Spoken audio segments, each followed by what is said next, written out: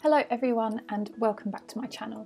In today's video I am going to be explaining the basics of colour theory and why it is so important to constantly think about how colour will affect your art and how it will resonate with the people who view it. Let's start by building a colour wheel with the very basic primary colours. These are colours that are the base of every other colour and can be mixed together to make more colours. The primary colours are red, blue and yellow. When beginning to paint or practice art, it is important to have at least these three colours, a white and a black, because with these you can then mix any colour that you want. Next comes the secondary colours. These colours can be obtained by mixing the primary colours together. Let's start by mixing red and yellow together. This makes an orange. Mixing blue and red together will form a purple. And lastly, mixing blue and yellow together will produce a green. It's not necessary to have these colours in your set, however it's always handy to have in case you want to change the warmth or coolness of your colour. The last parts of the colour wheel are the tertiary colours. Here is where you are able to change the warmth of your colour. You can do this by mixing the secondary colour with a primary colour. For example, if you were to mix yellow and orange, you would get a cooler colour.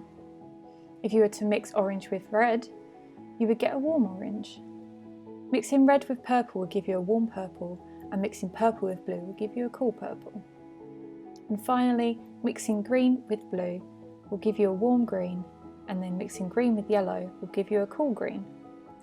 It is important to remember, however, that not all paint pigments react the same way. For example, ultramarine blue may not react the same way as Prussian blue. So if you were trying to mix the exact same purple with these blues and a red, they will most likely not look the same.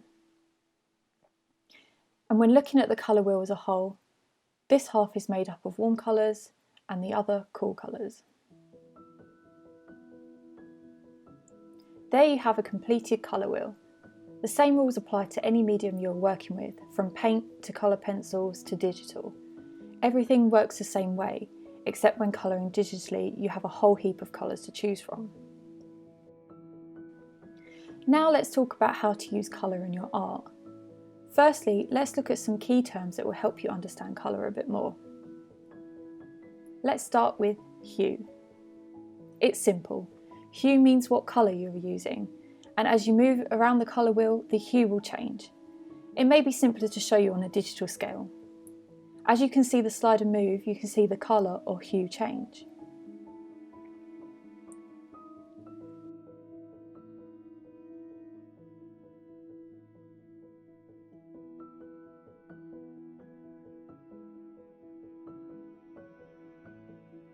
Now let's look at saturation.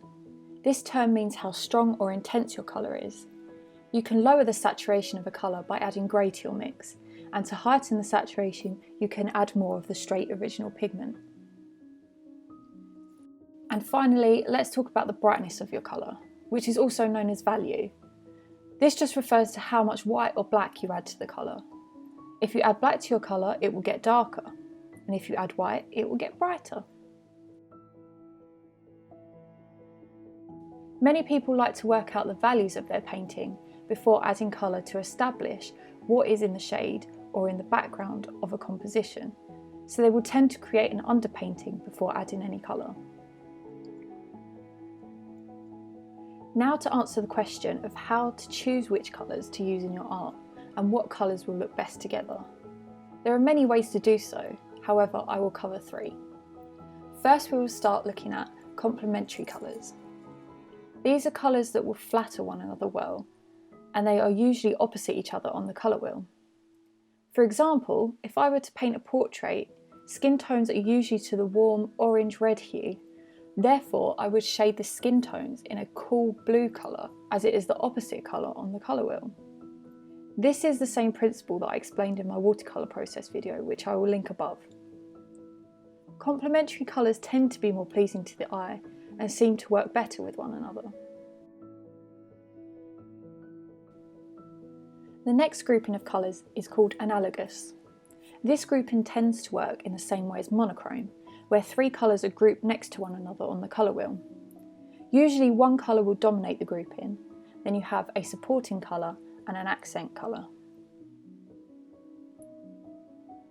And finally, the last grouping of colours I will go through is the square colour scheme. This consists of 4 colours that are evenly spaced around the colour wheel.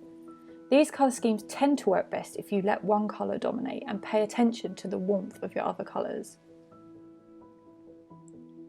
Colour theory isn't just used in painting or art, but used in a wide variation of ways. It can be used to evoke emotion in certain ways, from art to film and animation, to advertising and even interior design.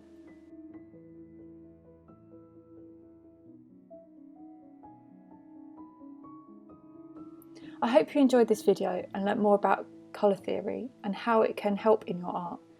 I will see you in the next video. Bye!